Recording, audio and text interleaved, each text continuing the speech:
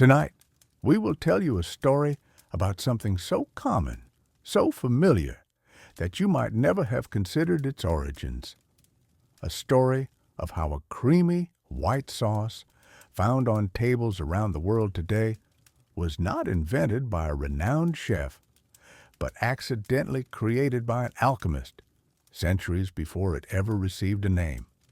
You will learn how, in an age obsessed with transforming base metals into gold, one man pursued a different kind of alchemy, the transformation of everyday problems. You will discover the stubborn mixture of oil and water that defied his efforts, and the moment of frustration that led him to add a seemingly illogical ingredient, an egg yolk. We will explore how vigorous, almost desperate stirring led to a sudden, miraculous thickening and the surprising taste of this unnamed creation. You will hear how this accidental discovery remained a quiet household secret for centuries, its true origin lost to time, until a dramatic military siege forced a new, almost identical improvisation. And finally, how this rediscovered sauce received its now famous name, spreading across Europe and unknowingly giving a label to the alchemist's forgotten masterpiece. This is not just a tale of culinary history, it is a testament to the power of serendipity, the long, winding path of innovation, and how sometimes the greatest discoveries arise not from deliberate intent, but from a moment of pure, unexpected chance.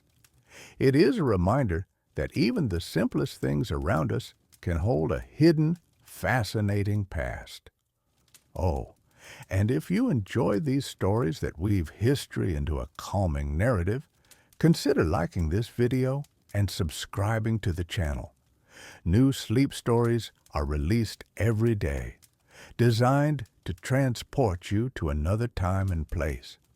All right, find a comfortable spot, let your mind relax, and prepare to journey back to a time when science and magic were still intertwined, and the quest for gold sometimes yielded something far more delicious. Our story begins not in a bustling kitchen, but in the quiet, dusty laboratory of a man whose world was defined by experiments and the pursuit of hidden knowledge. When you hear the word alchemy, your mind might immediately conjure images of shadowy figures hunched over bubbling cauldrons, desperately trying to turn lead into gold, or perhaps seeking the mythical philosopher's stone, a substance believed to grant eternal life and perfect wisdom. This popular image, while certainly capturing a mystical facet of the alchemical tradition, presents only a narrow and often misleading view of its true historical scope. For centuries, alchemy was far more than a fantastical quest for impossible riches. It stood as the foundational precursor to modern chemistry, a vast, multidisciplinary, and intensely practical endeavor that sought to understand, manipulate, and ultimately perfect the fundamental elements and processes of the material world around us. Imagine a time roughly spanning from the early medieval period through the vibrant intellectual awakening of the Renaissance and into the nascent dawn of the scientific Enlightenment, when the understanding of matter, its composition, and its transformations was still in its infancy. In this epoch, alchemists were the leading experimental thinkers, the engineers, the metallurgists, and often the primary medical researchers of their societies. Their work was not confined to secret cloistered workshops, though those certainly existed, often shrouded in a deliberate air of mystery to protect their findings. Instead, alchemists frequently operated in the enlightened courts of kings and wealthy patrons within the bustling commercial centers of great cities, and even in the quiet, contemplative solitude of monasteries, all driven by an intense intellectual curiosity that often bordered on a profound, unwavering obsession. They were often sought after, their unique skills seen as vital to a kingdom's prosperity or the health of its populace. Their pursuits extended far beyond the famed, yet often elusive, transmutation of base metals into gold. Alchemists delved deeply into the intricacies of metallurgy, ceaselessly experimenting to discover methods for forging stronger, more durable alloys, for the creation of weapons, tools, and construction materials that would last for generations. They tirelessly explored the chemical properties of pigments, aiming to create more vibrant, lasting, and easily reproducible dyes for the burgeoning textile industries and for the creation of breathtaking artistic masterpieces that would adorn cathedrals and palaces.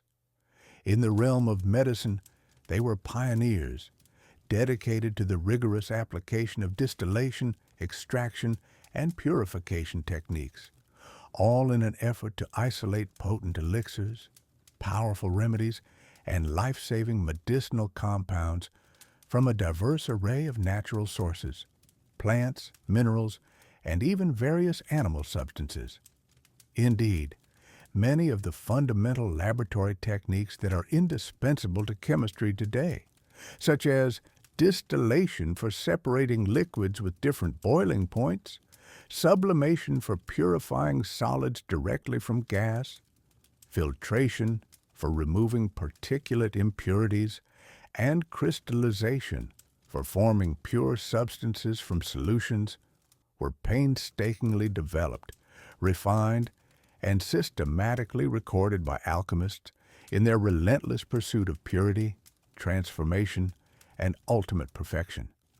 Their aim was to grasp the very essence of substances, driven by a profound philosophical conviction that everything in the universe was interconnected and subject to a process of gradual refinement and perfection. This overarching philosophy spurred them to experiment with an astonishing, almost limitless array of materials, ranging from common earths, readily available salts, and everyday minerals, to rare, obscure elements and exotic, often dangerous, botanical specimens brought from distant lands. Their laboratories, frequently filled with a haze of chemical fumes and the accumulated clutter of countless retorts, crucibles, and alembics, were places of intense, often overwhelming sensory experience. The sharp, metallic tang of acids reacting with metals, the acrid, pungent smell of sulfur heating in crucibles, the gentle, rhythmic hiss of steam escaping from sealed vessels, the dazzling, ever-changing colors of heated metals under the flame, and the delicate, resonant clinking of glass apparatus as they were carefully handled. These were not merely theoretical spaces. They were dynamic, hands-on environments of practical, often hazardous experimentation, where every observation, every reaction, no matter how small or seemingly insignificant, held the potential for a groundbreaking revelation. The motivation behind their often solitary and dangerous work was complex and multifaceted. Certainly, the legendary allure of gold was a powerful driving force for some, promising unimaginable wealth and political power that could reshape kingdoms. However, for a significant number of alchemists, there was a far deeper, more profound intellectual curiosity at play, an insatiable desire to unlock nature's deepest secrets, to decipher the hidden language of matter, and to bring order to chaos. They held a genuine and fervent belief that by meticulously understanding and mastering the transformations of matter, they could fundamentally improve human life, alleviate suffering, and push the boundaries of human capability.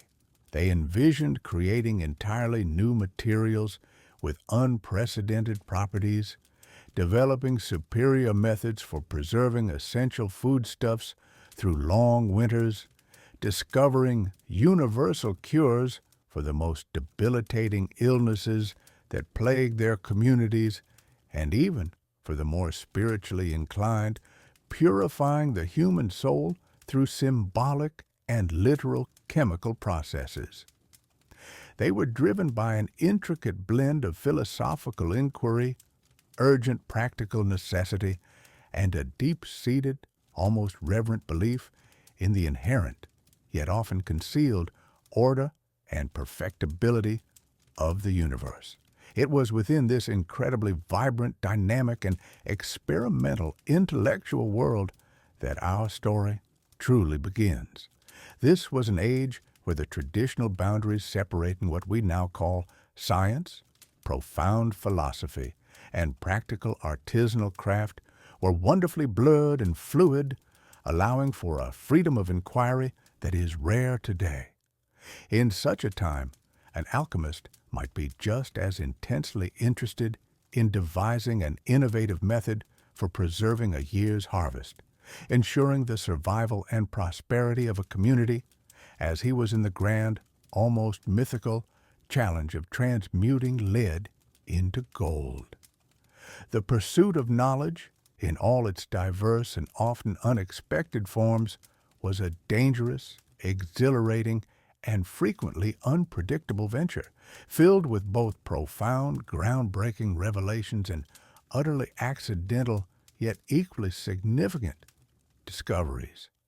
And sometimes, as history so often demonstrates, it was precisely in those moments of accidental deviation, those instances when carefully planned experiments veered unexpectedly from their intended course, that true innovation emerged, often in the most mundane, overlooked, and utterly surprising ways, forever changing the course of everyday life. Our focus now turns to one such alchemist, a man deeply immersed in this remarkable era of discovery, whose accidental creation would one day grace tables across the world, though its humble and unexpected origins would remain largely obscure for centuries. He was not seeking unimaginable wealth or the secret to eternal life. He was simply seeking a practical solution to a very common, everyday problem. And in doing so, he stumbled upon something far more delicious and enduring than any alchemist could have ever deliberately concocted. Among these dedicated seekers of hidden knowledge was Master Alaric, a man of quiet demeanor and a sharp intellect, whose curiosity extended far beyond the glittering promise of turning lead into gold. Alaric lived in a time when the lines between what we now call science, medicine, and magic were blurred, where observations were intertwined with ancient beliefs, and experimentation was often a solitary, painstaking pursuit. He was not a sorcerer seeking power, nor a charlatan preying on the gullible. Instead, you would find him in his humble workshop, a space that hummed with a quiet energy, filled with the earthy scent of drying herbs, the sharp tang of various acids, and the faint metallic whisper of iron on stone. His shelves were not laden with rare jewels or ancient grimoires, but with neatly labeled jars of powdered minerals, dried roots, and carefully distilled liquids. Each vessel held a promise, a potential solution, a fragment of a larger puzzle. Alaric was, in essence, an early empirical investigator, driven by a profound desire to improve the lives of the common folk around him. His quest was not for personal wealth, though a modest living was necessary to sustain his work, but for understanding the fundamental principles that governed the world around him. He believed that by carefully observing reactions and meticulously recording his findings, he could unlock nature's secrets and bend them to human will, making life a little easier, a little healthier, a little more abundant for all. Many of his contemporaries focused on the grand alchemical magnum opus, the creation of the philosopher's stone, which was believed to grant immortality or boundless riches. While Alaric understood the allure of such ambitious pursuits, he found his true passion in the smaller, more tangible mysteries that directly impacted daily existence. He spent countless hours perfecting recipes for resilient dyes that would not fade with the sun or wash away in the rain, allowing humble weavers to create more vibrant and enduring fabrics, thus adding a touch of beauty and longevity to everyday garments. He experimented with compounds that could preserve foodstuffs for longer journeys and through harsh seasons, a crucial innovation in an age where spoilage meant hunger, waste, and even widespread famine. Imagine the profound relief of a community knowing their winter stores would last, or that provisions could be sent across vast distances without succumbing to decay, all thanks to Alaric's careful blends and sealed containers. He meticulously tested different salts, oils, and natural acids, seeking the perfect combination that would inhibit decay without rendering the food inedible. He also delved into the creation of more effective medicinal salves and poultices, mixing herbs and oils with surprising efficacy, striving to ease the suffering of his neighbors from common ailments like persistent fevers, painful inflammation, or stubborn infections.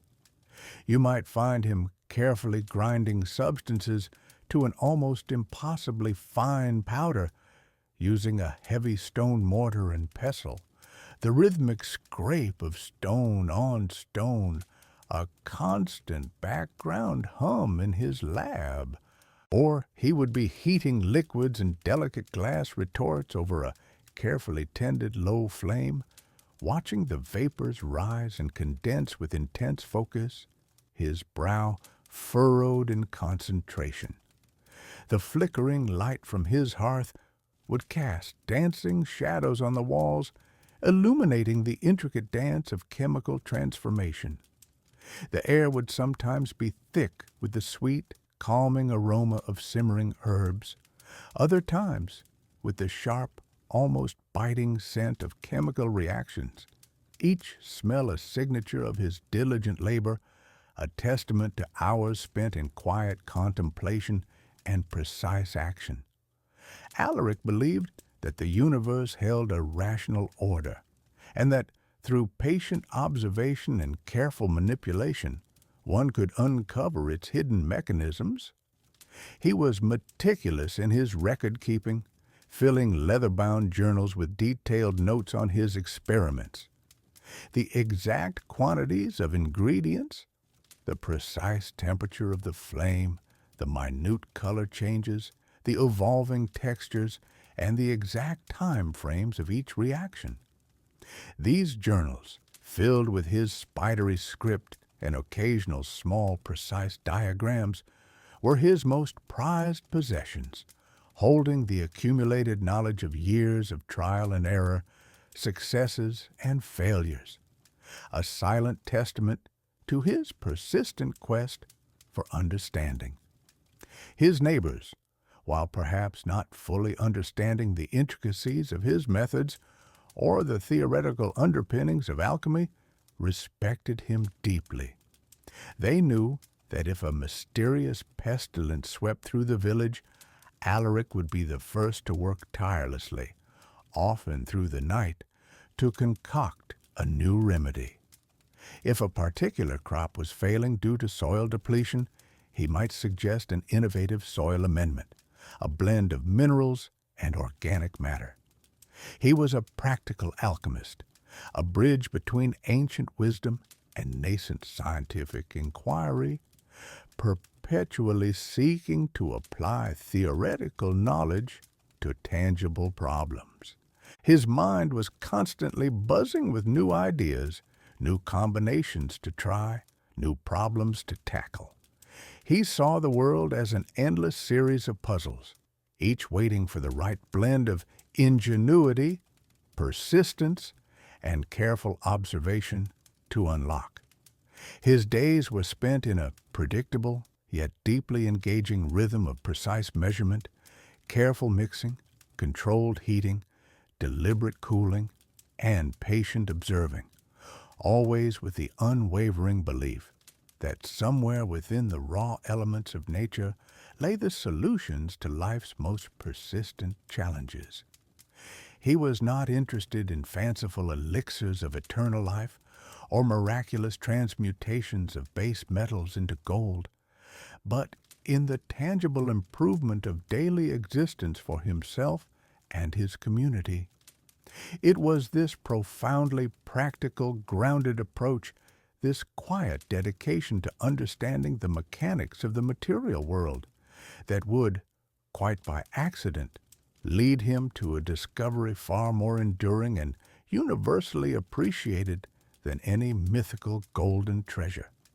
His journey was one of constant inquiry, a testament to the power of methodical exploration, even in an era shrouded in mystery and superstition. He sought clarity, and sometimes clarity came in the most unexpected forms. Alaric had a particular fascination with the ephemeral nature of things, with how quickly the world's bounty could fade and wither. He observed how fresh produce, vibrant just days before, would succumb to decay, how medicinal tinctures, carefully brewed, lost their potency, and how even the finest silks, woven with painstaking care, could fall prey to damp, mold, or the gnawing of unseen creatures. His ambition, far grander than transmuting base metals into gold, lay in extending the useful life of the everyday, in defying the relentless march of time and decomposition. His current obsession, the one that consumed his thoughts day and night, was the creation of a universal preservative. He envisioned a substance that could coat, seal, and protect delicate items without altering their inherent nature, a kind of invisible shield against the ravages of the elements. This substance, he believed, would revolutionize the storage of food, allowing fresh meats and vegetables to remain palatable for weeks, not days. It would safeguard precious medicinal herbs, ensuring their efficacy over long journeys and through harsh winters. It could even extend the life of valuable textiles and parchments, protecting them from the insidious creep of moisture and the slow erosion of air. The potential applications were boundless, a true alchemical triumph in the service of humanity. The core of his challenge, however, lay in a fundamental principle of nature, one that had baffled alchemists and natural philosophers for centuries: the immiscibility of oil and water. Alaric believed that the ideal preservative would need properties from both. It would require the robust, protective, and sealing quality of oil, which could form an impenetrable barrier against air and moisture, thereby preventing oxidation and the proliferation of unseen microbial life. Yet, crucially, it also needed the refreshing, light quality of water, allowing for a thinner, more adaptable consistency that wouldn't part a heavy, greasy residue. A thick, viscous oil might preserve, but it would also alter the texture and taste of food, or stain the delicate fibers of cloth. He sought a balance, a harmonious blend that Alaric, our alchemist, found himself increasingly consumed by this particular problem. Day after day, the elusive stability of his oil and water mixture mocked him. He had tried countless variations of his primary ingredients, different types of oils, some pressed from olives, others from nuts, various sources of water, from collected rainwater to spring water, hoping some subtle mineral difference might aid his cause. He had experimented with different temperatures, heating the concoction gently, then chilling it, only to watch the familiar disheartening separation occur each time. He had introduced various powdered herbs, finely ground minerals, and even tiny flecks of precious metals, believing perhaps that their unique atomic structures might coax the liquids into an enduring embrace. Yet, despite his relentless efforts, the oil persisted in its natural tendency to float above the water, forming distinct, unyielding layers. The precious liquid, intended to preserve the delicate essence of the herbs, continued to divide, rendering his preservative unstable and unreliable. Each morning, he would return to his workshop, a place usually filled with the quiet hum of purpose and the subtle scent of exotic compounds, only to find the glass phials and ceramic bowls displaying the same disheartening stratification. His frustration mounted, a slow simmering heat that occasionally flared into open exasperation. He was a man of logic and meticulous observation, but this particular challenge seemed to defy all known principles. The very air in his workshop, usually still and heavy with concentration, now seemed to vibrate with his growing impatience. The silence, once a comfort, now felt like a taunt. He had consulted ancient texts, deciphering obscure symbols and forgotten languages, searching for any lost knowledge, any forgotten technique that might apply to the stubborn nature of immiscible liquids. But the answers remained elusive. He had even on occasion resorted to more vigorous methods, shaking the mixtures with a fervor that bordered on violence, only to witness the rapid return of the distinct layers once the agitation ceased. The problem was not simply mixing, it was holding that mixed together, creating a true lasting union. He paced his workshop, his gaze sweeping over the array of vials, alembics, and mortars that lined his shelves. His mind, usually sharp and focused, felt clouded by this singular, intractable obstacle. He needed a bridge, a powerful intermediary that could force the oil and water to coexist, to bind them into a single, cohesive entity. His thoughts turned to natural binders, substances known for their ability to hold disparate elements together. He considered resins, tree saps, and various animal products he had used in other alchemical pursuits, perhaps in the creation of durable paints or stable medicinal salves. He thought of the way certain pigments were suspended in mediums, refusing to settle, creating a lasting, uniform color. The solution, he reasoned, must lie in finding a substance with properties that transcended the simple physical interaction of liquids. It needed to be something that could chemically or structurally integrate itself into both oil and water, acting as a molecular bridge. His eyes fell upon a basket of eggs, recently brought in from the coop, intended for the household's morning meal. He had often observed their unique properties. An egg, in its raw state, was a marvel of nature's own emulsion, a contained universe of proteins and fats that, when disturbed, could be made to bind other substances.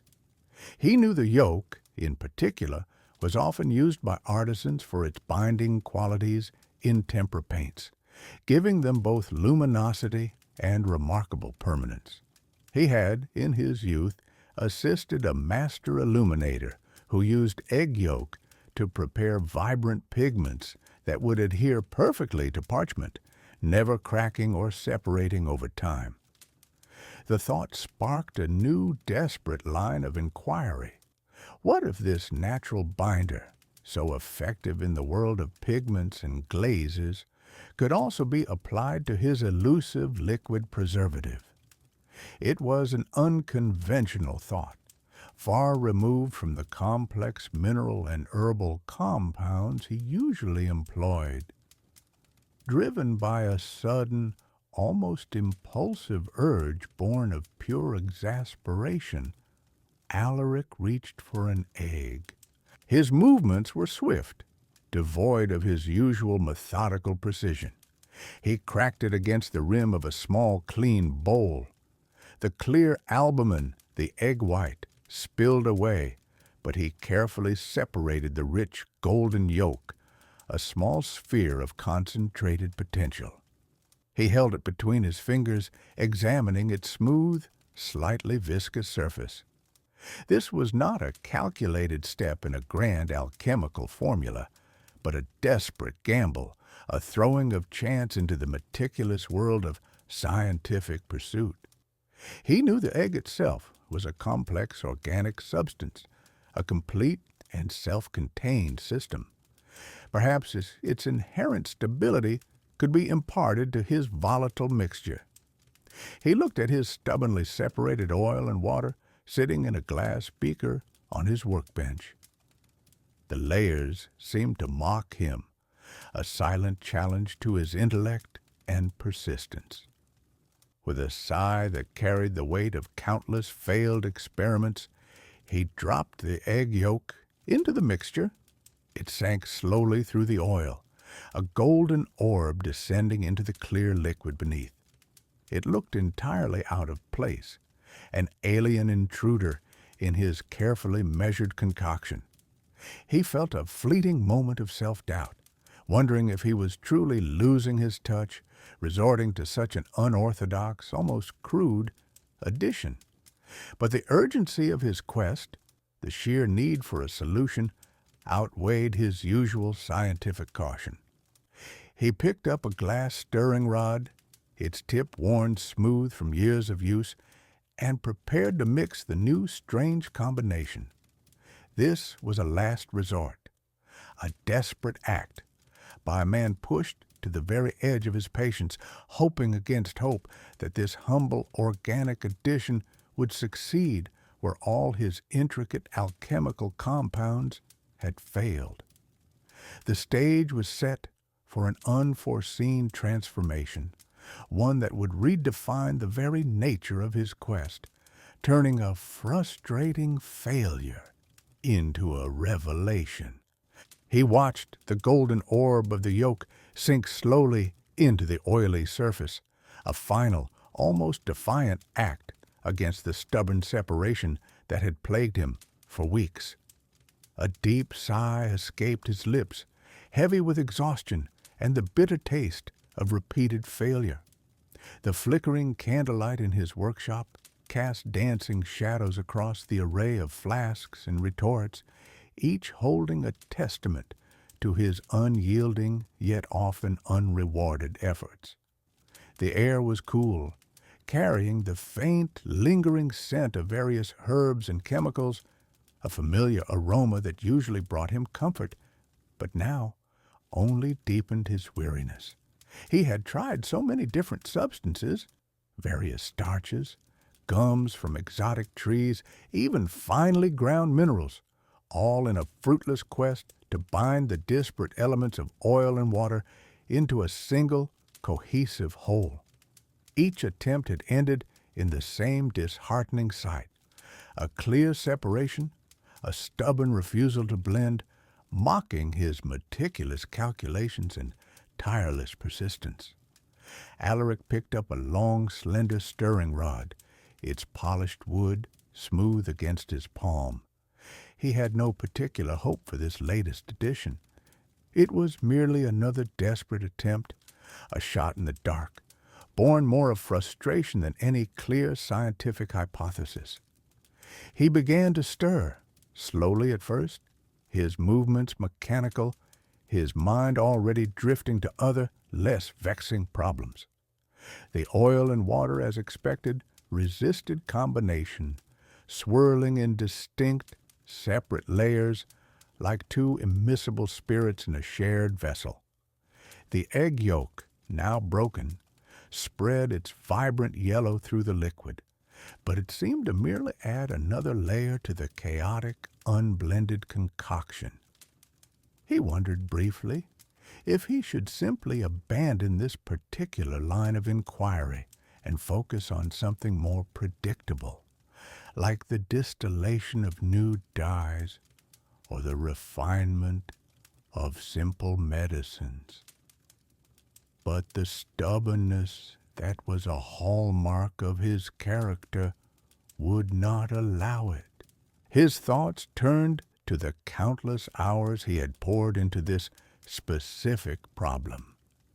He envisioned the merchants who would benefit from a stable preservative, the families whose food would last longer, the small comfort this simple innovation could bring to the daily lives of ordinary folk. This vision, however faint, was the fuel for his relentless pursuit. He remembered his notes, filled with meticulous observations, diagrams of molecular structures he could only vaguely comprehend, and countless failed formulas. Each failure was a small, sharp sting, yet he always returned to the crucible, driven by an inner fire, a deep-seated belief that every problem had a solution, if only one searched long enough and with enough resolve. He increased the speed of his stirring, his wrist moving with a rhythmic, almost furious energy. The liquid in the bowl swirled faster, the egg yolk breaking down further, its rich color now tinting the entire mixture a pale, inviting yellow. The sound of the stirring rod scraping against the ceramic bowl filled the quiet workshop, a steady, insistent rhythm that matched the beat of his own determined heart. He stirred with an almost unconscious intensity, as if the sheer force of his will could compel the stubborn liquids to yield to his desire. His arm began to ache, a dull throb spreading from his wrist to his shoulder, but he ignored it, pushing through the physical discomfort, his gaze still fixed on the swirling liquid, half expecting, half dreading the inevitable return to its separated state. And then something subtle began to shift. It was almost imperceptible at first, a slight change in the resistance he felt through the stirring rod. The liquid, which had been thin and free-flowing, seemed to offer a fraction more resistance, a gentle drag against the wood. His brow furrowed in concentration. He leaned closer, his gaze fixed on the swirling contents of the bowl. The surface, which had reflected the candlelight in distinct oily sheens and watery ripples, now seemed to soften, becoming less defined, almost hazy. The distinct demarcation line, that familiar boundary between oil and water, began to waver, then blur. He continued to stir, faster still, a new flicker of curiosity overriding his earlier despair. The resistance grew, gradually, but undeniably. The liquid, instead of merely swirling, began to pull together, forming faint, delicate streaks that merged into each other, like threads weaving into a fabric. The distinct separation of oil and water, the bane of his existence for so long, seemed to blur, then dissolve entirely. A new texture was emerging right before his very eyes, a unified body where before there had been two, His movements became more deliberate, more focused. He was no longer stirring out of frustration, but with a growing sense of wonder. The mixture was thickening, steadily, smoothly. It was as if the very air around the bowl had changed, becoming heavier, denser. The pale yellow liquid transformed into something richer, more substantial. It clung to the stirring rod, coating it in a way no previous mixture ever had. It wasn't just thickening, it was changing its very nature, undergoing a profound, almost magical metamorphosis. The viscous liquid began to turn opaque, its previous translucence giving way to a creamy, uniform consistency. The individual droplets of oil, which had stubbornly resisted integration, now seemed to vanish, completely enveloped within the new structure. It was an emulsion, yes, but unlike any he had ever achieved before. This was not a temporary suspension that would separate again, given time. This was a true, stable blend, a harmonious union of disparate elements, holding firm, resisting any urge to revert. The surface of the mixture was smooth, almost lustrous, catching the candlelight in a soft, diffused glow, a testament to its newfound stability and cohesion. Alaric stopped stirring, his breath catching in his throat. He slowly lifted the rod from the bowl, watching as the thick, creamy substance dripped slowly back, forming soft peaks and folds that held their shape for a moment before melting back into the main body. It was a sight he had only dreamed of, a texture he had sought for so long, but never quite achieved with such effortless grace. The mixture was no longer just oil and water, no longer just egg yolk and vinegar. It was something new, something entirely different. It was smooth, rich, and utterly transformed, a testament to the serendipity that often accompanies the most persistent of endeavors. A quiet gasp escaped him. He looked from the bowl to his hands, then back to the bowl, as if trying to reconcile the simple act of adding an egg and stirring with the miraculous transformation before him. The weariness that had settled over him moments before vanished, replaced by a surge of pure, unadulterated astonishment. He had stumbled upon something profound, something entirely unexpected. He had aimed for a simple preservative, a stable blend, and instead he had created a velvety, smooth, almost ethereal substance. The bowl now held not a scientific failure, but a vibrant, creamy wonder. The silence of the workshop was broken only by the soft, almost imperceptible sound of the mixture settling, a silent testament to its newly found stability. He felt a thrill, a deep, quiet satisfaction that transcended the fatigue of his long night. The faint scent of the vinegar and oil, previously sharp and distinct, had mellowed, softened by the richness of the new creation. It was a delicate, almost inviting aroma now, hinting at something more than mere preservation.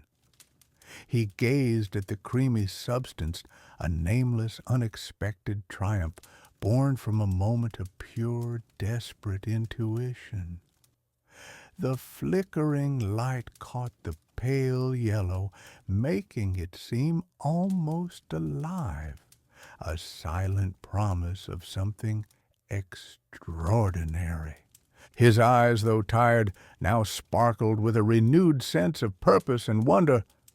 This was not just an experiment, it was a revelation, a quiet miracle born from a moment of exasperated genius. The swirling motion of the pestle had slowed, then ceased, and Alaric, still reeling from the unexpected turn of his experiment, stared into the mortar. What lay before him was no longer the stubbornly separated oil and water, nor a thin, unpromising paste. Instead, a substance of remarkable consistency now filled the bowl. It was smooth, almost silken, with a pale, creamy hue that hinted at something richer than its simple components. The light from the single window in his laboratory, filtered through the dust motes dancing in the air, caught its surface, giving it a subtle sheen. It seemed to defy the very laws of separation he had battled for so long, a testament to an unforeseen chemical harmony. He reached out a tentative finger, drawn by an impulse he could not quite name.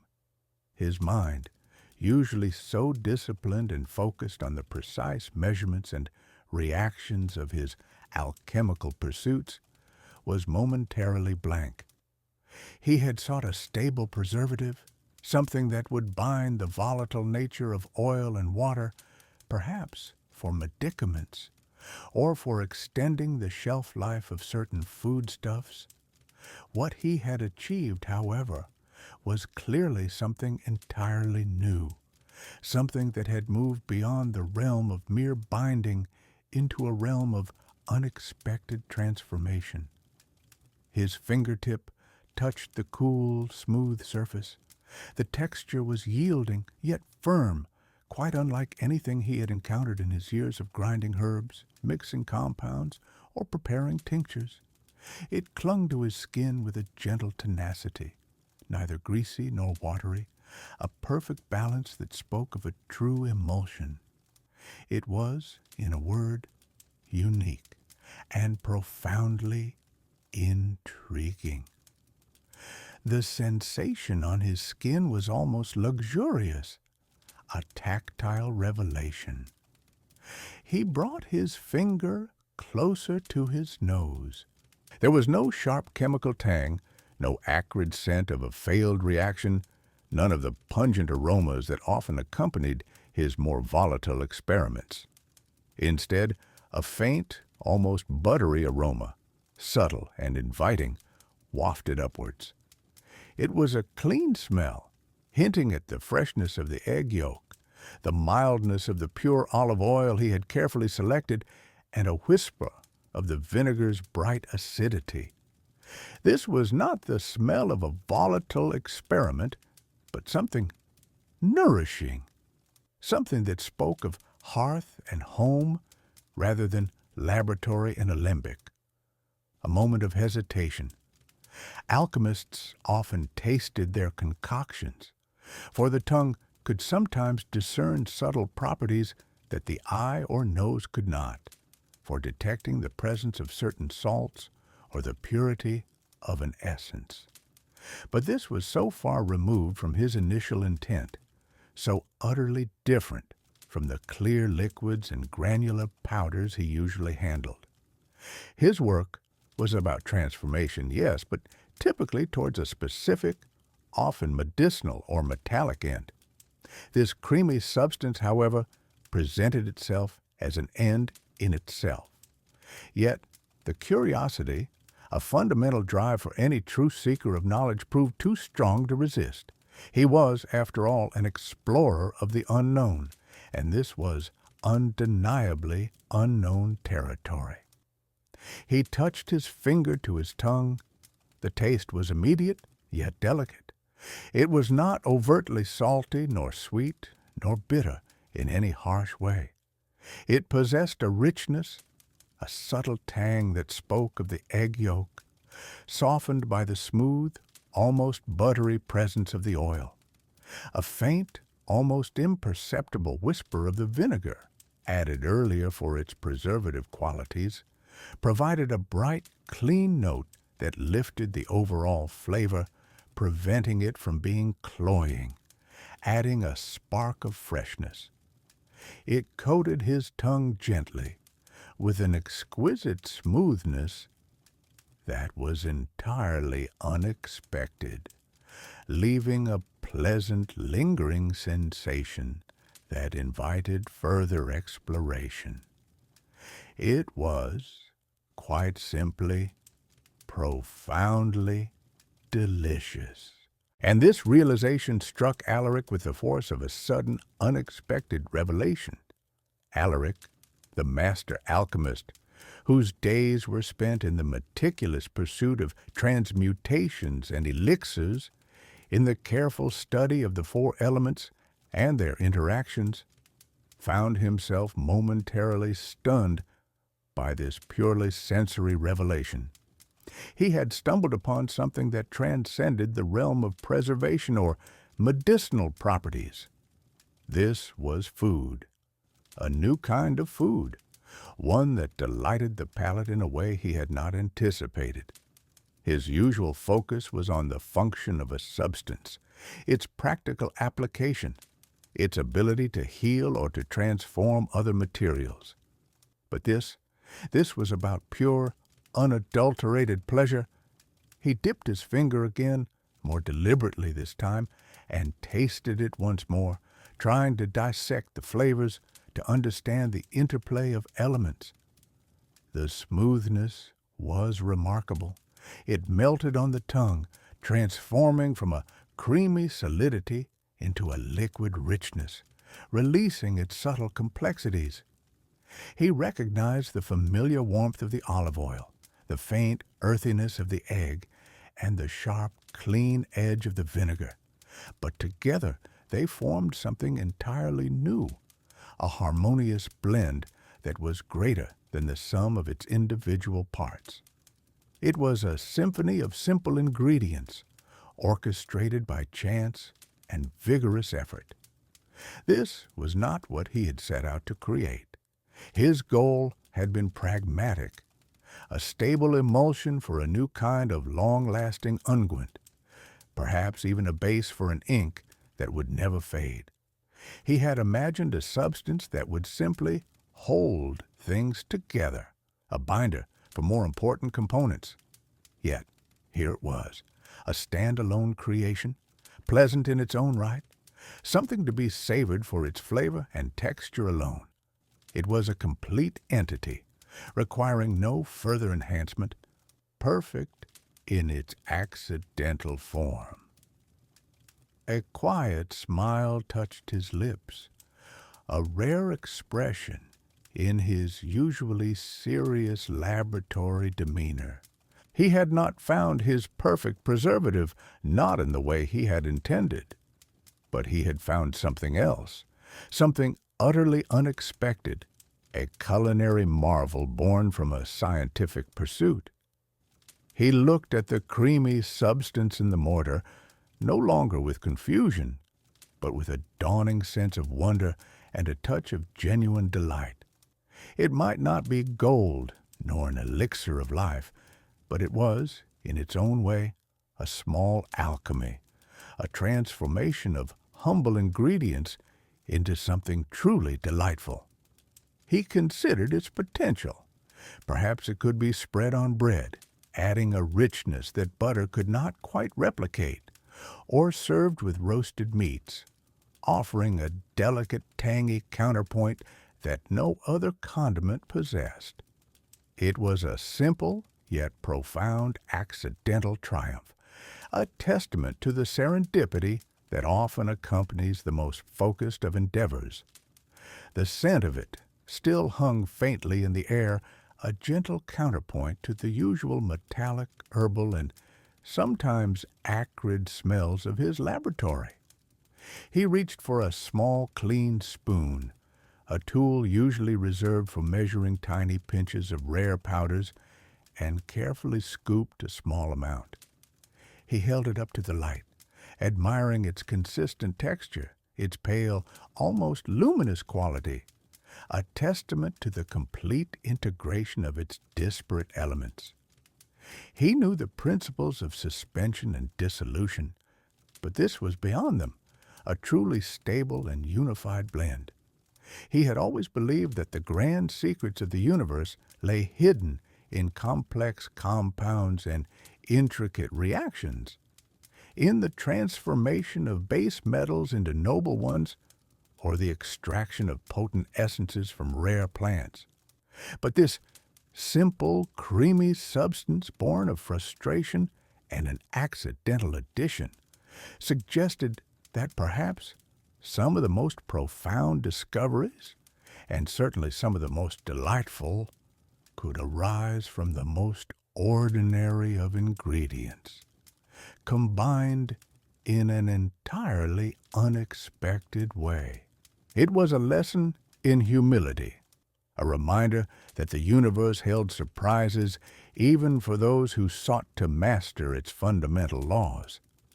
This was not science as he knew it, not a predictable outcome of meticulously controlled variables, but rather a happy accident that yielded a culinary marvel, a testament to the unpredictable beauty of the natural world. The thought of it spread through him a warmth akin to the taste itself, a quiet satisfaction that resonated deeper than any intellectual victory. He had been so focused on the utility of his experiments, on their practical application in medicine or preservation, that he had overlooked the simplest, most human of needs. The pleasure of taste, the sheer joy of a new sensation on the tongue.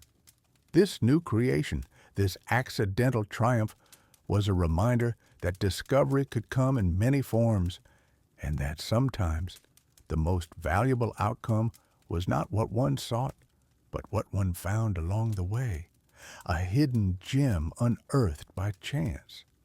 He would need to find a way to replicate it, to understand the precise conditions that had led to this extraordinary emulsion, not just for its practical applications, but for its inherent deliciousness. It was a puzzle, but a delightful one, promising not just knowledge, but a new kind of satisfaction. He carefully covered the mortar, already envisioning how this unexpected creation might find a place beyond the confines of his alchemical pursuits, perhaps even in his own kitchen. Alaric, after his initial surprise at the pleasant taste of his accidental creation, did not immediately comprehend its full culinary significance. His mind, honed by years of alchemical pursuit, was not attuned to the subtle nuances of gastronomy, but rather to the fundamental principles of transformation and stability. He had sought a powerful binding agent, a universal solvent for the stubborn separation of oil and water, and in that he had succeeded beyond his most ambitious expectations. The creamy, smooth substance before him was, to his scientific eye, a triumph of emulsion, a physical marvel that defied the natural inclinations of its constituent parts. He saw it as a curious anomaly, a successful, if unintentional, derivative of his primary quest for better preservatives, rather than a new foodstuff destined for the tables of Europe. He set the bowl aside, perhaps planning further analytical experiments, or simply leaving it as a peculiar yet satisfying artifact of his morning's unexpected work, a small testament to the unpredictable nature of discovery. It was, perhaps, the sharp eyes and practical mind of his household cook, a diligent woman named Alara, who first truly unlocked the potential of Alaric's nameless mixture. Her days were spent in the bustling hearth-warmed kitchen, where the aromas of roasting meats, simmering broths, and baking bread mingled in a comforting symphony. One afternoon, while preparing the family's meal, her gaze fell upon the bowl Alaric had left. Its contents, so unusually smooth and pale, unlike any butter, lard, or cream she typically used, piqued her curiosity. She was a woman of innate resourcefulness, accustomed to making the most of every ingredient, and her hands, calloused from years of kneading dough and tending fires, intuitively reached for a spoon. She dipped it cautiously into the creamy substance, noting its surprising firmness, yet yielding texture. Bringing it to her lips, she tasted it. The flavor was delicate, a subtle blend of richness and a faint, almost imperceptible tang utterly unlike anything she had encountered. It was not overtly savory or sweet, but possessed an elegant neutrality that hinted at versatility. Without a word, she began to experiment.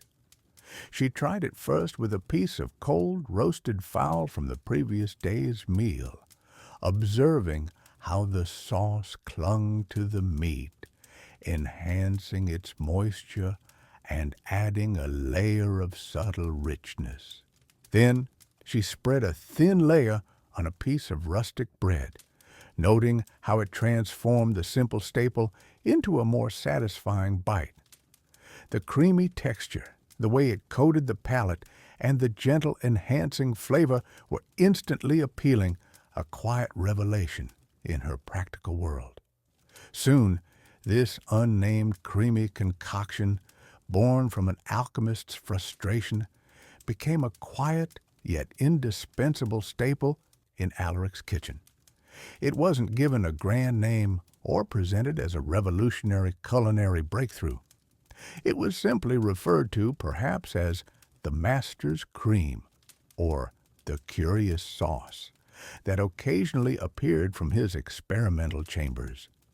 It found its way into various meals, binding fresh herbs into finely minced meat for savory patties, enriching boiled vegetables with a delicate, smooth coating, or serving as a simple yet remarkably satisfying accompaniment to whatever was served, be it fish from the nearby river or a humble dish of beans. The family, including Alaric's wife, a woman of quiet dignity, and their children, with their unburdened appetites, gradually grew accustomed to its unique texture and the subtle way it elevated their daily fare. They appreciated its smooth consistency, its ability to cling to food without being greasy or heavy, and the gentle, creamy richness it imparted, transforming ordinary ingredients into something subtly more refined. It was a silent, unacknowledged success, a small, delightful pleasure woven into the fabric of their domestic lives, a secret known only within the walls of their home. Alaric himself, while undoubtedly pleased that his accidental creation was enjoyed and found practical use, never truly connected it back to his grand alchemical quest, nor did he envision its future as a global condiment. For him, it remained a fascinating side note, a successful, if unintentional, derivative of his primary pursuit of deeper chemical understanding. He was a man of science, of theory, and painstaking experimentation, not a culinary innovator, and the thought of formally documenting this simple sauce for the wider world, or even sharing its recipe beyond his intimate household, likely never occurred to him. In an age before widespread printed cookbooks, before the advent of culinary academies that systematized and disseminated gastronomic knowledge, and long before the rapid exchange of information that characterizes our modern world, such a discovery often remained localized, a cherished family secret, or a peculiar regional specialty. Culinary innovations were frequently passed down through direct practice, from one generation of cooks to the next, often through oral tradition, rather than being meticulously written down and shared globally. The very nature of alchemical work, often shrouded in secrecy and esoteric symbols, also contributed to its own private existence. Alchemists guarded their processes, believing their discoveries to be profound truths meant only for the initiated, or perhaps too fragile to be exposed to the uninitiated world. This mindset, combined with the general slowness of information travel, ensured that Alaric's accidental triumph remained confined within his domestic sphere. The alchemist's home, therefore, became the quiet, unassuming cradle of this future culinary giant. It was a place where a serendipitous blend of oil, egg yolk, and a touch of acid, born from a moment of both frustration and profound curiosity, began its humble, nameless life as a cherished household secret.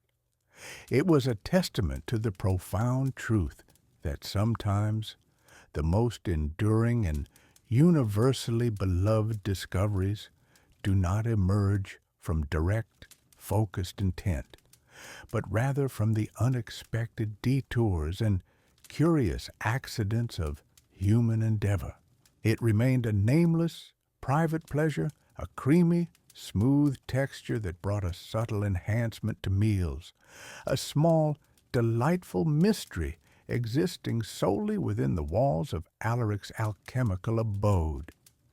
It was a comforting presence, a quiet luxury appreciated only by those who shared his table, completely unaware of the immense global phenomenon it would one day become. The precise moment of its first true culinary appreciation, its first conscious use as a foodstuff, rather than an alchemical curiosity, is lost to the mists of history, but its quiet, unassuming presence in that single household marked its true, if unheralded, beginning. This period of quiet use, stretching for many generations, meant that while the substance existed, its origin, its name, and its true potential remained locked away, waiting for a different set of circumstances, centuries later, to bring it forth onto the wider stage of the world. It was a discovery ahead of its time, waiting for the world to catch up. The new, nameless sauce began to be used quietly within Alaric's own household, appreciated deeply for its unique texture and its remarkable ability to transform simple, often bland, dishes into something notably more palatable and satisfying. It was a novel addition to their daily meals, a creamy accompaniment to humble bread, a rich enhancement for roasted meats, or a surprising vibrant dressing for gathered wild greens from the local fields.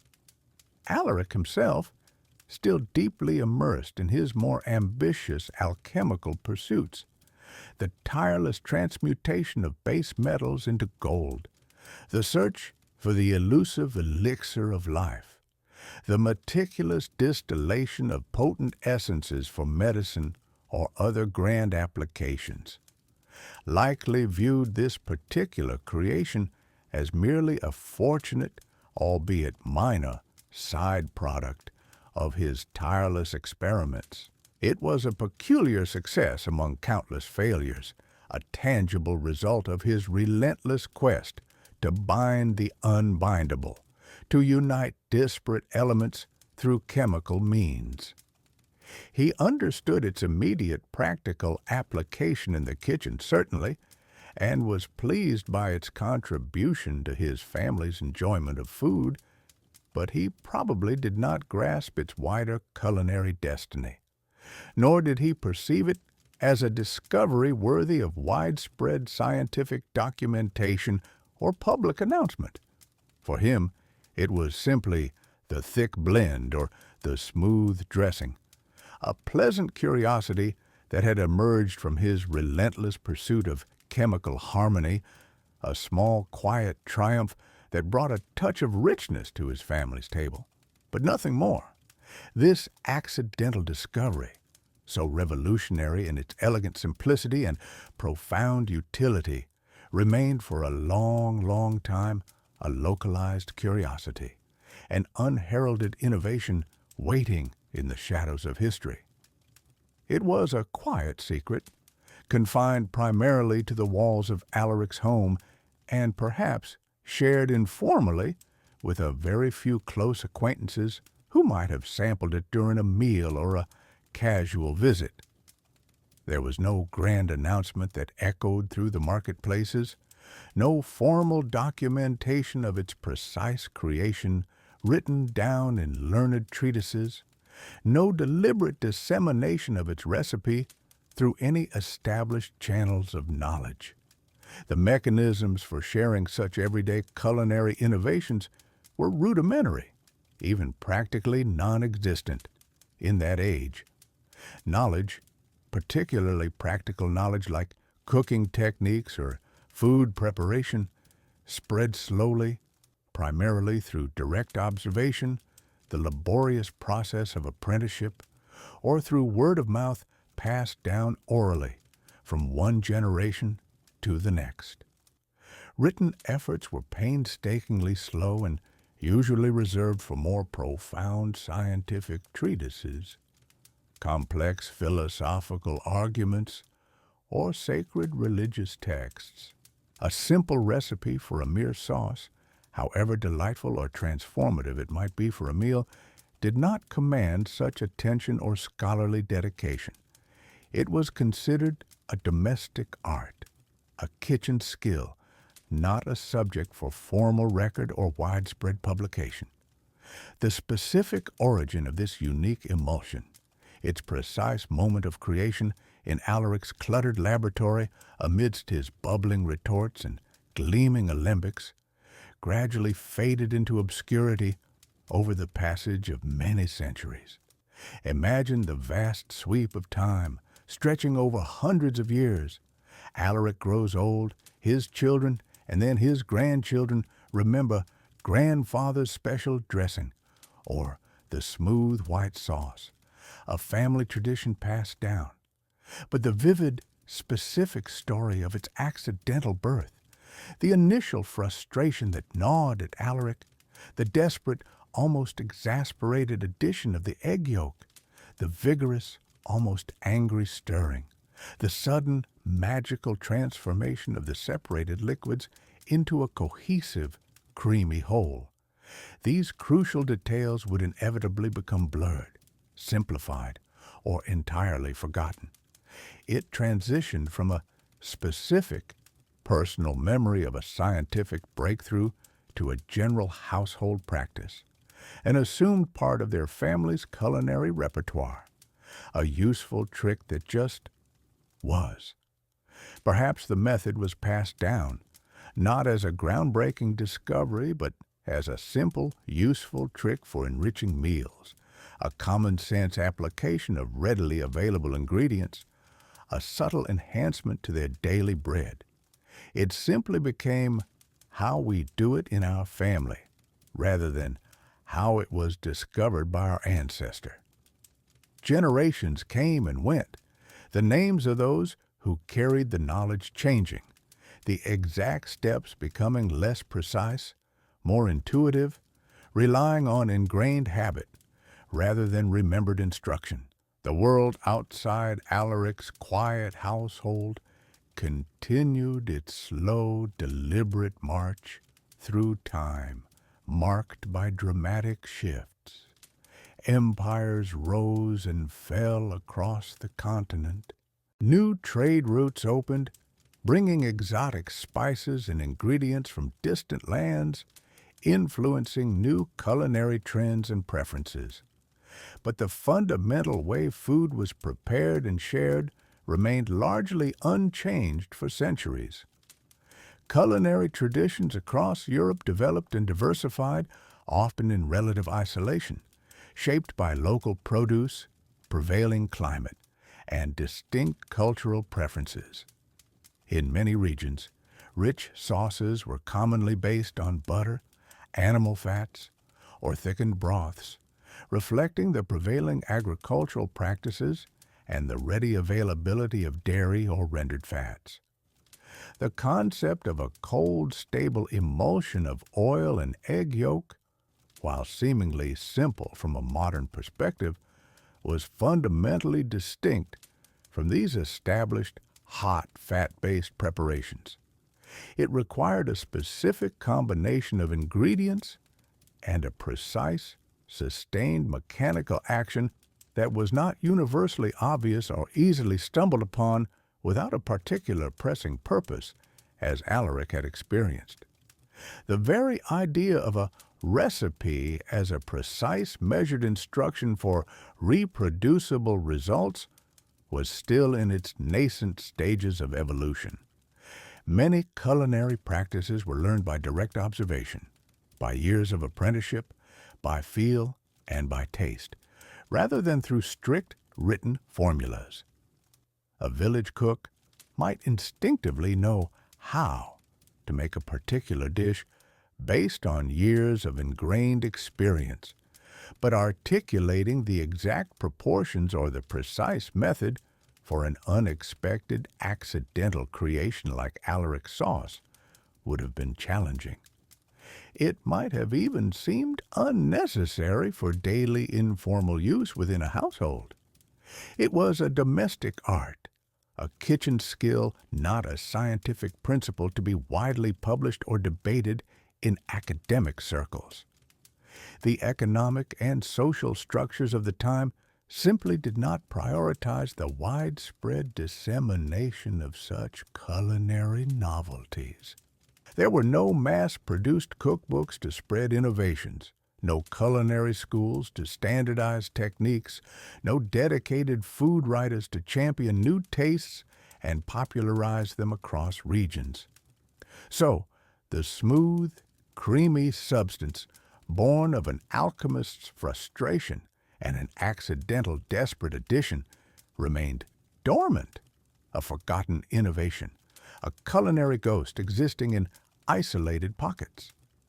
It was a quiet whisper, lost in the clamor of a time characterized by loud historical events, overshadowed by devastating wars, widespread plagues, and profound religious transformations.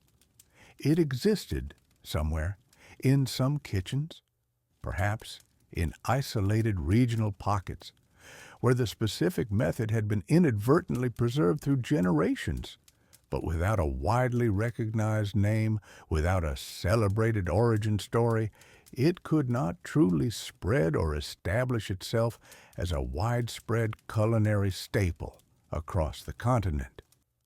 It was merely a peculiar, perhaps even regional variation on a theme, one of countless local delicacies that never transcended their immediate environment to become universally known. It stood as a silent testament to the fragile nature of knowledge transmission in an age before mass communication, before the printing press made widespread sharing of ideas truly possible. The ingredients themselves, oil and eggs, were common across most of Europe, readily available in almost every household.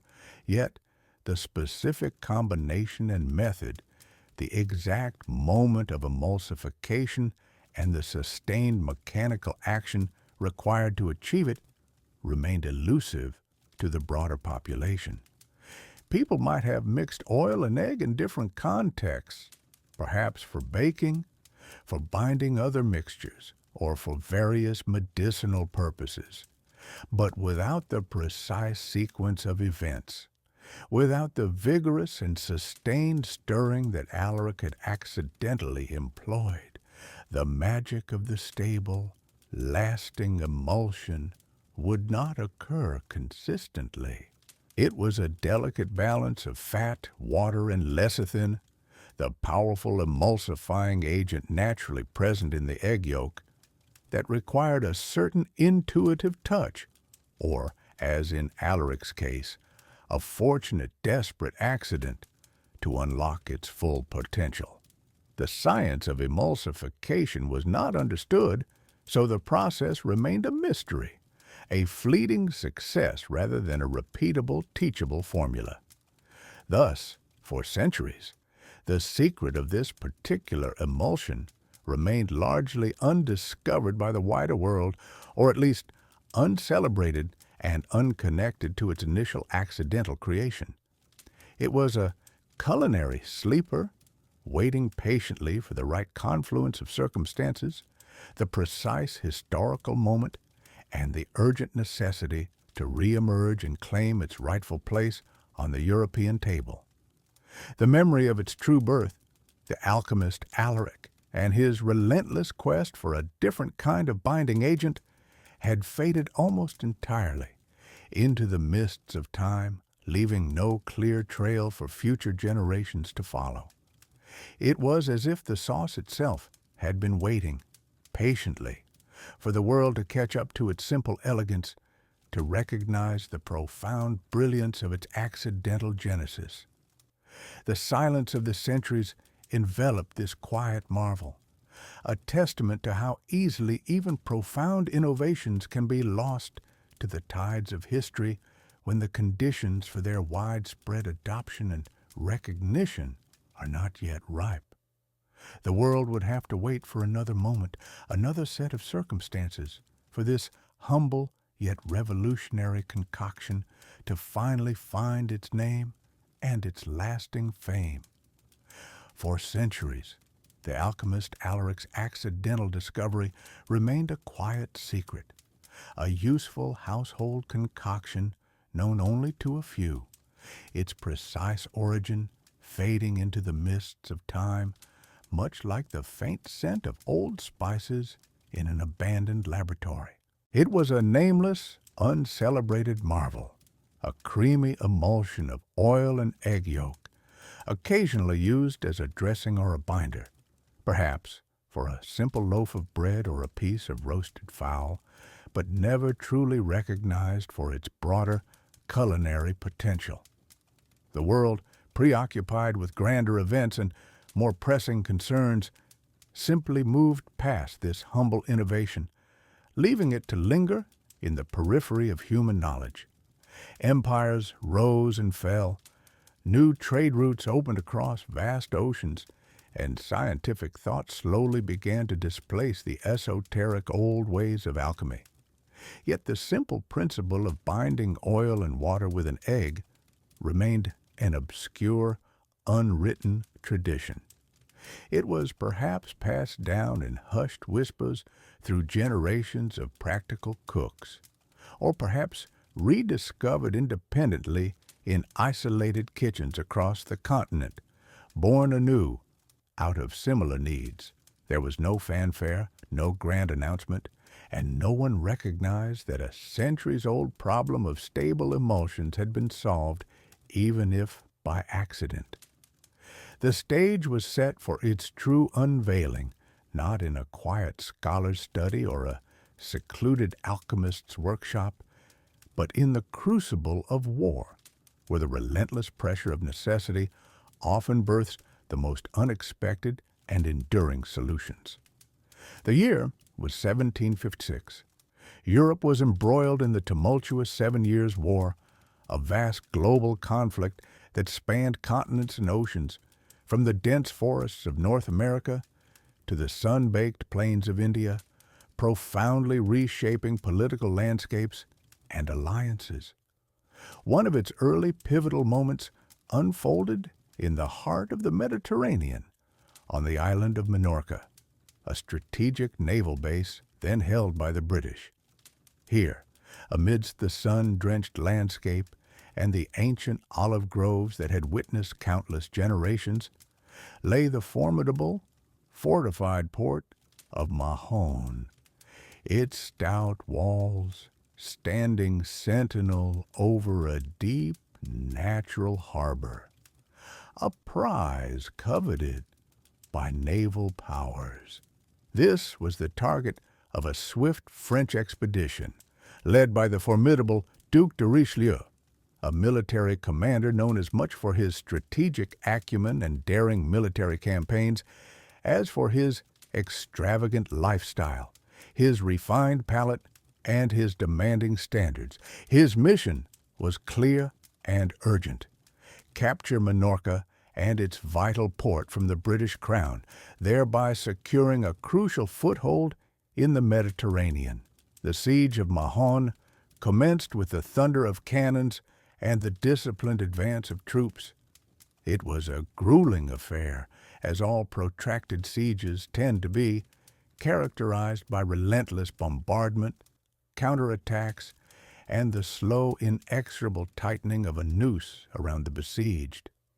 As weeks turned into months, Supplies became increasingly scarce, and the French forces, isolated on the island, found their provisions dwindling to critical levels.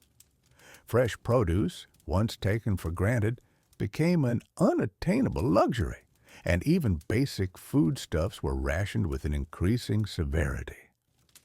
The soldiers subsisted on what they could, often dry, hardtack bread and preserved salted meats, their morale tested by the relentless monotony, the cramped conditions, and the constant threat of enemy fire and disease.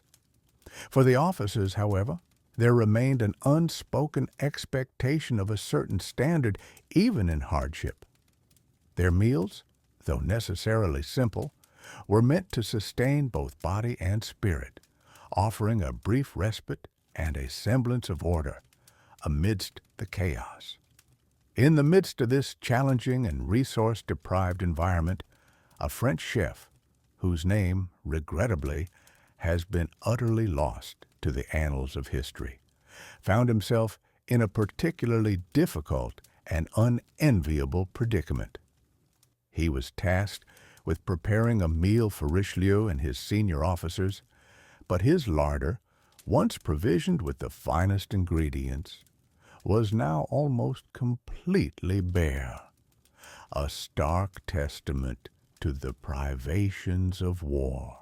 The usual array of rich, complex sauces, the delicate pastries, and the elaborate dishes that defined French haute cuisine were utterly impossible to create. He had some cold meat, perhaps a tough cut of beef, or some meager leftover poultry, but nothing to truly elevate it, nothing to make it palatable and appealing to the discerning tastes of his patrons. He paced his makeshift kitchen, a canvas tent perhaps, or a simple damp stone room commandeered for the purpose within the besieged camp, the pervasive smell of stale rations and gunpowder hanging heavily in the air, a stark and constant contrast to the fragrant herbs and fresh ingredients he was accustomed to working with in more civilized times. His mind raced with desperate urgency, searching for inspiration, for any ingenious way to transform the meager and uninspiring ingredients at hand into something truly worthy of his demanding and influential patron. He looked around, taking stock of his limited resources, his gaze falling upon what he had: a quantity of fine olive oil, likely brought from Marseille or another Mediterranean port before the supply lines were severed, and a precious few fresh eggs, a rare and highly valued commodity in the beleaguered camp. Separately, these two primary ingredients offered little in the way of culinary transformation. Together, they were seemingly incompatible: oil and water, or in this specific case, oil and the water-based proteins of the egg white and yolk, always naturally destined to separate, to resist any permanent union. Yet, as he pondered, a faint flicker of an idea, perhaps a half-remembered technique from an old, obscure culinary text, or more likely, a desperate improvisation born of pure, unadulterated necessity, began to form in his mind. He recalled how certain substances, when subjected to vigorous and sustained beating, could sometimes coax unlikely ingredients into a unified, stable whole, defying their intrinsic nature. With a deep sigh that carried the weight of his professional reputation and a gambler's desperate resolve, the chef began his audacious experiment. The impromptu creation by the French chef at Mahon, born of acute necessity and clever improvisation, did not remain a mere battlefield curiosity for long. Its rich, creamy texture and delicate yet distinct flavor were an immediate and truly profound sensation among the French officers. In the monotony of siege rations, this vibrant, smooth emulsion offered a welcome and unforgettable respite, It was a small luxury, a taste of refinement in the midst of hardship, and its novelty quickly spread from tent to tent, from mess hall to improvised dining table. When the esteemed Duc de Richelieu, whose strategic brilliance had led to the successful capture of Mahon, concluded his campaign and prepared for his triumphant return to France, he ensured that this new culinary delight accompanied him. It was not merely a recipe he carried, it was a symbol of his victory, a tangible, edible trophy from the conquered island. The Duke, a man of refined tastes and considerable influence, presented this unique sauce at the most opulent tables of the French aristocracy.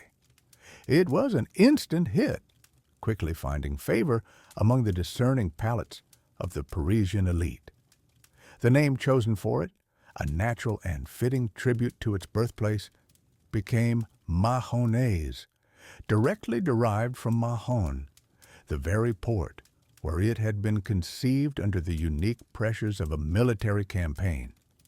This naming solidified its identity and marked its official entry into the lexicon of European cuisine. From the grand salons and bustling kitchens of the French court, Mayonnaise began its inexorable journey across the entire continent. It was much more than a novelty. It was hailed as a gourmet revelation, a simple yet profoundly versatile condiment that transformed ordinary dishes into extraordinary culinary experiences. Chefs in palaces and burgeoning restaurants across Europe eagerly adopted it, adapting its basic composition, experimenting with subtle variations in seasoning, and serving it with an ever-expanding array of fish, meats, and vegetables. The fundamental brilliance of its design, the harmonious emulsification of oil and egg yolk, brightened by a touch of acid, be it the original vinegar or the increasingly popular lemon juice, made it an indispensable staple. Its creamy consistency and delicate balance of flavors allowed it to complement, rather than overpower, other ingredients, making it a favorite for both everyday meals and grand banquets. The spread of Mayonnaise was swift and remarkably decisive, a testament to its universal appeal. Within a few decades, this versatile sauce, or its localized variations, could be found gracing tables in London, Vienna, Berlin, and beyond. It became an essential, almost ubiquitous component of the rapidly evolving European culinary landscape, celebrated for its remarkable versatility, its luxurious richness, and its almost magical ability to bind flavors together. Yet, amidst this widespread adoption and enthusiastic appreciation, few, if any, paused to consider the deeper scientific principles that allowed simple oil and water, two substances notoriously resistant to mixing, to so harmoniously and stably combine. For the diners and chefs of the 18th century, it was simply a delicious sauce, a delightful product of circumstance, military ingenuity, and culinary artistry. The underlying physics and chemistry of the emulsion were largely unexamined, its origin simply attributed to the moment of its popularization. What no one in the bustling, enlightened salons of the 18th century could possibly have known, however, was that this celebrated new sauce was not entirely new at all. Indeed, its true genesis lay hidden centuries before, in a quiet, lamp-lit laboratory, far removed from the clamor of battlefields and the refinement of royal courts. There, an alchemist named Alaric, driven not by culinary ambition, but by a distinct and different kind of scientific quest, had stumbled upon the very same principle of emulsification.